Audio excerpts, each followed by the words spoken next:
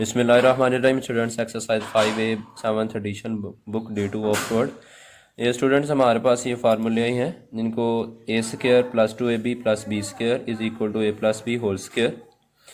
इनको याद करने का मेथड बहुत ही ईजी है कि अगर आपको एक ये याद हो जाता है तो दूसरे में देखें कि ए स्क्र मतलब फर्स्ट टर्म वाला का स्क्र और जो लास्ट टर्म उसका स्क्र और दरमियान में सिर्फ ये प्लस 2ab है और यहाँ पे इसमें माइनस आ जाएगा।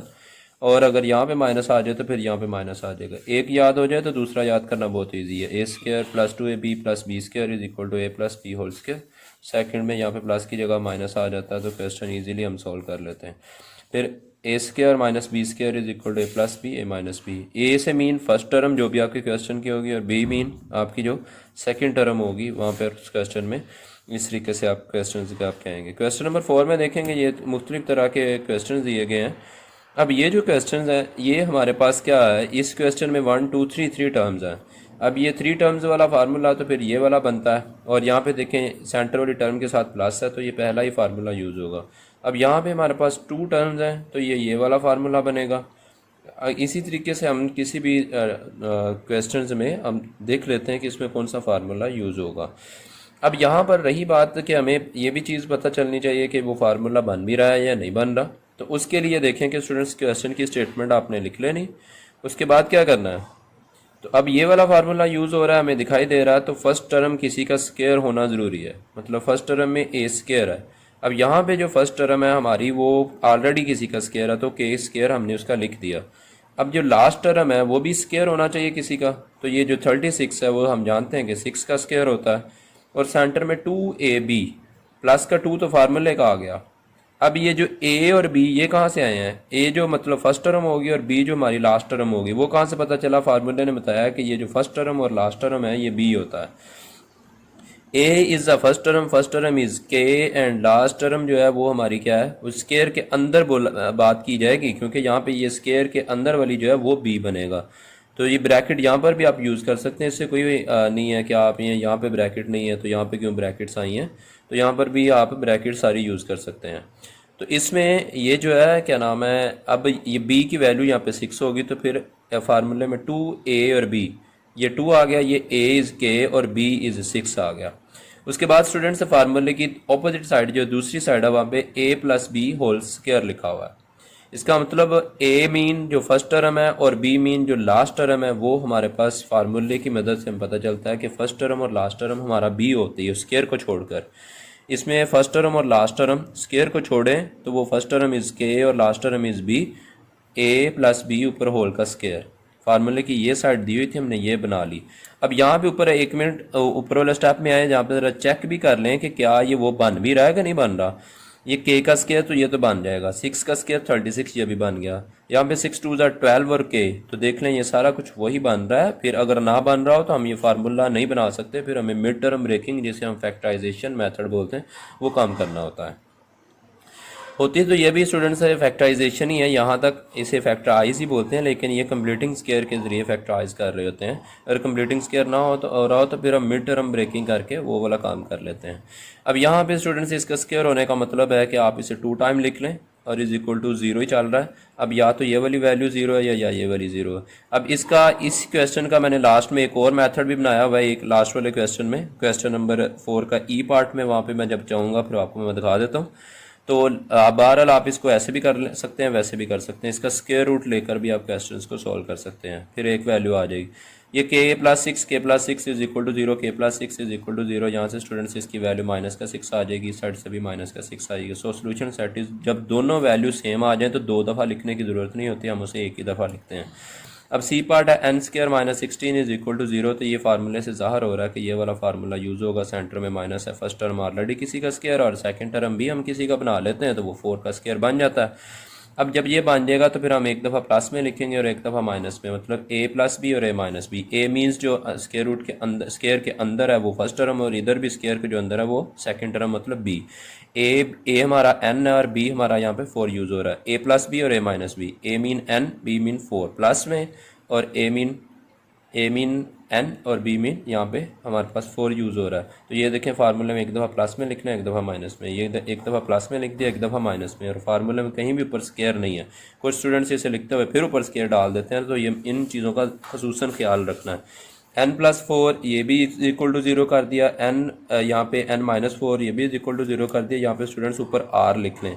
हमें पता नहीं होता कि इनमें से कौन सी ज़ीरो बना रही है जिसकी वजह से आंसर ज़ीरो आ रहा हो भी सकता है दोनों भी ज़ीरो हों, लेकिन ये ज़्यादा चांसेस नहीं होते कि दोनों ज़ीरो हों, उनमें से कोई एक ज़ीरो हो सकती है जिसकी वजह से वो मल्टीप्लाई होकर ज़ीरो आ रहा हो। तो n+4 इज इक्वल टू 0 और n-4 इज इक्वल टू 0। तो यहाँ से इसकी वैल्यू इधर ले आए, माइनस का 4 इधर ले आए, तो ये प्लस का 4 हो जाएगा ये इस साइड पर। तो ये पीछे क्वेश्चन हम डिटेल से कर चुके हैं, अब मैं थोड़ा इसको ज़्यादा डिटेल में नहीं बता रहा। तो सोल्यूशन सेट है, यहाँ पे प्लस भी आया और माइनस वाला दोनों आए हैं, दोनों डिफरेंट हैं, +-4। इसको अगर कंबाइन करके लिखना हो तो फिर उसका मेथड ये +-4 इस तरीके से लिख लेते हैं। ई पार्ट और लास्ट पे मैंने इसका किया है, हमारे पास ई और एफ पार्ट मैंने सॉल्व किए हैं स्टूडेंट्स, इनको ज़रा देखिएगा। ये में भी शायद एफ ही है और ये ई पार्ट है। ई पार्ट में हमारे पास क्या उसने बताया गया है स्टूडेंट्स, इसमें क्वेश्चन में है कि 3 टर्म्स और दरमियान में माइनस है, तो ये सेकंड वाला फार्मूला लगेगा जो कि a² - 2ab + b² है। मतलब फर्स्ट टर्म किसी का स्क्वायर होनी चाहिए, तो 4 को हम बना लेते हैं वो 2 का स्क्वायर बनेगा और q ऑलरेडी स्क्वायर में था। अब ब्रैकेट डालकर लिखेंगे, अदरवाइज आपका ये क्वेश्चन गलत हो जाएगा। ये ऊपर स्क्वायर है, ठीक है, ये 2, ये स्केयर अब 2 का भी है और q का भी है। स्केयर याद रहे ये 2 का भी और q का भी, क्योंकि 2 को स्केयर मिलेगा तो वो 4 बनेगा। अब फर्स्ट टर्म किसी का स्केयर बन चुकी है, लास्ट टर्म के बनाने की कोशिश करते हैं तो वो 3 का स्केयर बन जाता है, क्योंकि 9 था। 3 को स्केयर करें मतलब 3 का 2 टाइम मल्टीप्लाई करें, 3 3 जा तो वो 9 आ जाएगा। अब फर्स्ट टर्म और लास्ट टर्म किसी का स्केयर बन चुकी हैं और सेंटर में -2ab बनेगा। -2 तो आ गया फार्मूले का, a यहाँ से हम लेंगे, a इज़ 2q और b इज़ 3, तो वो लिख कर हम अपना फार्मूला कंप्लीट कर लेंगे। चेक करेंगे क्या दोबारा वही आता है, तो 2 2 4, 4 3 12, वो साथ में q, तो जी सारा कुछ आ रहा है। अब ये फार्मूले की एक साइड होगी, फार्मूले की दूसरी साइड है a - b सारे का square, a - b whole square.